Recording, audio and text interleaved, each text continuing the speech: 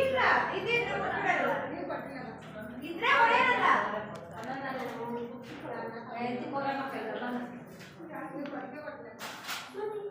ನಾವೇನ್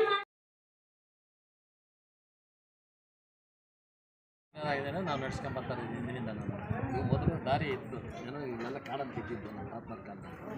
ಆ ಕಾಡದಿಂದ ನಮ್ಮ ತಾತನವ್ರು ಇಲ್ಲಿ ಮುನೇಶ್ವರನ ಸ್ಥಾಪನೆ ಮಾಡಿದಾಗ ಆವಾಗ ಊರಿಗೆ ನಮಗೆ ಒಳ್ಳೇದಾಯ್ತಂತೆ.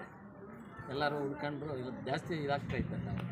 ಅದರಿಂದ ಅವ್ರು ಮಾಡಿದ್ಮೇಲೆ ನಮಗೆಲ್ಲ ಒಳ್ಳೇದಾಯಿತು, ಊರಿಗೂ ಒಳ್ಳೇದಾಯಿತು, ಏನು ತೊಂದರೆ ಇದ್ದಿಲ್ಲ. ಅದೇ ಇದರಿಂದ ನಾವು ನಡ್ಸ್ಕೊಂಬರ್ತಾರೆ. ನಿಮ್ಮ ಹೆಸರು? ಮುನಿಯಪ್ಪ ಅಂತ ಹೇಳ್ರಿ. ನಂಬರ್ ಆಗಿತ್ತು. ನಮ್ಮ ತಾತನವ್ರ ಕಾಲದಿಂದ ನಡ್ಸ್ಕೊಂಡು ನಮ್ಮ ತಾತನವ್ರು ಹೆಂಗೆ ನಡ್ಸ್ಕೊಂಬರ್ತಾರೆ ನಾವು ಇನ್ನೂ ಜಾಸ್ತಿ ನಡ್ಸ್ಕೊಂಡು ನಮ್ಮ ದೇವ್ರು ಒಳ್ಳೇದಾಗಿದ್ದರಿಂದ ನಮ್ಗೆ ಎಲ್ಲ ಚೆನ್ನಾಗಿ ನಡ್ಸ್ಕೊಂಬರ್ತಾಯಿದ್ವಿ. ಫಸ್ಟ್ ಇಲ್ಲಿ ಚಿಕ್ಕ ದೇವಸ್ಥಾನ ಇತ್ತು.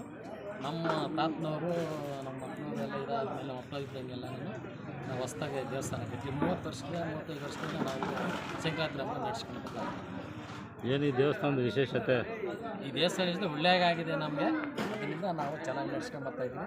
ಅದೇವ್ರು ಬಿಟ್ಟರೆ ನಮ್ಗೆ ಕಷ್ಟ ಆಗ್ತದೆ ಅಷ್ಟೇ. ನಾವು ಪ್ರತಿ ವರ್ಷದ ಹಿಂದಿನಿಂದ ಇಲ್ಲಿ ಸಂಕ್ರಾಂತಿ ಹಬ್ಬ ಚೆನ್ನಾಗೇ ಮಾಡ್ತಾಯಿದ್ದಾರೆ. ಈ ದೇವಸ್ಥಾನ ಹಿಂದಿನಿಂದ ಹಳೆ ದೇವಸ್ಥಾನ. ಇಲ್ಲಿ ಮುನಿಯಪ್ಪನವರು ಕುಟುಂಬದವರು ಅವರೆಲ್ಲ ಈ ದೇವಸ್ಥಾನ ಕಟ್ಟಿ ಸಂಕ್ರಾಂತಿ ಹಬ್ಬ ವರ್ಷಕ್ಕೂ ವಿಜೃಂಭಣೆಯಿಂದ ಮಾಡಿ ಹಸುಗಳು ಕರ್ಕೊಂಬಂದು ಇಲ್ಲೆಲ್ಲ ಸುತ್ತು ಎತ್ತಿ ದೇವರ ಪೂಜೆ ಮಾಡಿಸಿ ನೈವೇದ್ಯ ಮಾಡಿಸಿ ಜನರಿಗೆಲ್ಲ ಬಟ್ಟೆ ಸೀರೆ ಟೌಲು ಎಲ್ಲ ದಾನ ಮಾಡ್ತಾರೆ. ಯಾರೋ ಮುನಿಯಪ್ಪನ ಕುಟುಂಬದವರು ಎಲ್ಲ ದಾನ ಮಾಡಿ ಜನಕ್ಕೆ ಊಟ ಬೆಳಗ್ಗೆ 8 ಗಂಟೆಯಿಂದ ಊಟ ಇನ್ನೂ ನಡೀತಾನೆ ಇದೆ.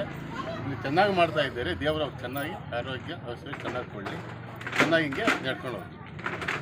ಶ್ರೀ ಮುನೇಶ್ವರ ಸ್ವಾಮಿ ಸನ್ನಿಧಿನಲ್ಲಿ ಪ್ರತಿ ವರ್ಷದಲ್ಲಿ ಸುಮಾರು ಹಲವಾರು ವರ್ಷಗಳಿಂದ ಸಂಕ್ರಾಂತಿ ಹಬ್ಬ ಹಮ್ಮಿಕೊಂಡಿದ್ದು. ಈ ವರ್ಷವೂ ಅದೇ ರೀತಿ ವಿಜೃಂಭಣೆಯಾಗಿ ಪೂಜೆ ಪುನಸ್ಕಾರ ಎಲ್ಲ ಮಾಡಿ ಹಾಲು ಉಡಿಸಿ ಆಮೇಲೆ ಸಂಕ್ರಾಂತಿ ಹಬ್ಬ ಯಾವ ಥರ ಮಾಡ್ತಾರೆ ಅದೇ ಥರ ಶಾಸ್ತ್ರೋಕ್ತವಾಗಿ ಮಾಡಿ ರಾಸುಗಳೆಲ್ಲ ದೇವಸ್ಥಾನದಲ್ಲಿ ಕರೆಸಿ ವಿಜೃಂಭಣೆಯಾಗಿ ಪೂಜೆ ಆಗಿ ಪ್ರಸಾದ ವಿನಿಯೋಗ ಎಲ್ಲ ಆಗಿದೆ. ಇದೇ ವರ್ಷ ಸುಮಾರು ವರ್ಷಗಳಿಂದ ನಡ್ಕೊಂಡ್ಬಂದಿದೆ. ಮುಂದೆ ನಡ್ಕೊಂಡು ಸಾಕು.